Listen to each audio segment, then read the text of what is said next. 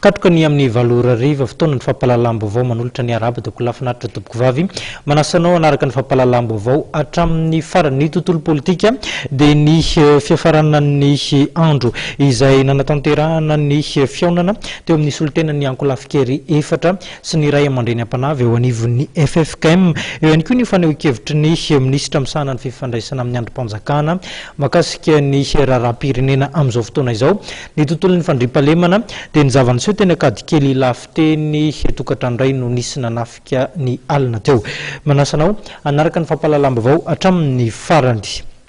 taorina ny fametrahana fitarainana izay nataon'ny kandida sy ny vondro politika samihafa dia niroso tamin'ny fametrahana ny fiarovana amin'ny filatsahan-kovidiny Ramatoa Laura Valomanana avy amin'ny Ankolafy Ravalomanana ny avy amin'ity Ankolafy ity moa dia mbola manamafy hatrany ma-ara-dalàna ny kandida an'izy ireo.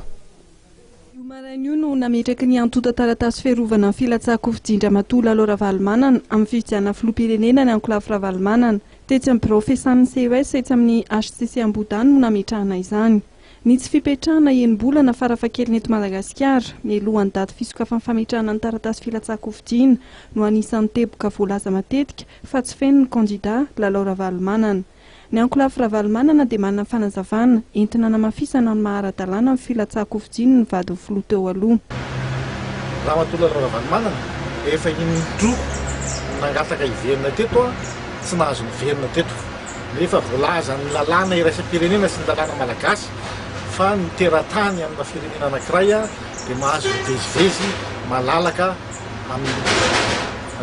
firenena izay misy azy raha tsy misy ny sazy sanatria miatra aminy tsy misy sazy miatra amin'ny Ramatoa Laura Valomanana nefa dia tsy navela hiverina teto an-tanindrazana izy dia io zany dia tsika amin'ilay hoe obstacle de fait de droit zany hoe tsy fidiny ny Ramatoa Laura Valomanana tsy nahazahoany mipetraka hiverina teto Madagasikara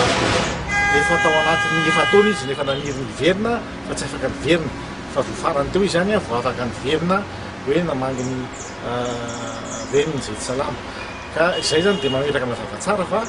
misy an'izay obstacle de fait de droit zay dia tsy mitombona ny fitarainana izay ataon'ireo olona nametraka reo kety ireo momba ny hoe tsy fahafenon'ny Ramatoa Laura Valomanana ny telo-taona izay tokony hipetrahana eto Madagasikara amin'ny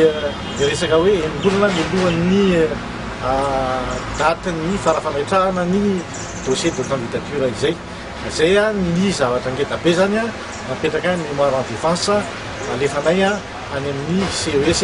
androany maraina fa izahay dia mahatoky fa ny CES dia sanatria hiampangan'ireo namany magistrat izay namoaka ny didy io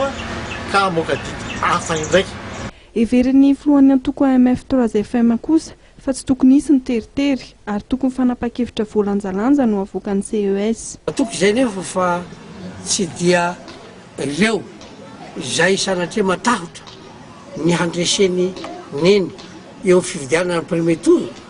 no hasiny zareo hasina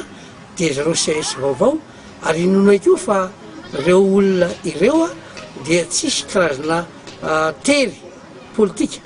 noho ny toerana misy azy ireo amin'ny asa izay nisy azy teo aloha na andrandray ny amin'ny manaraka matoky ary izay fa ny frantsay koa dia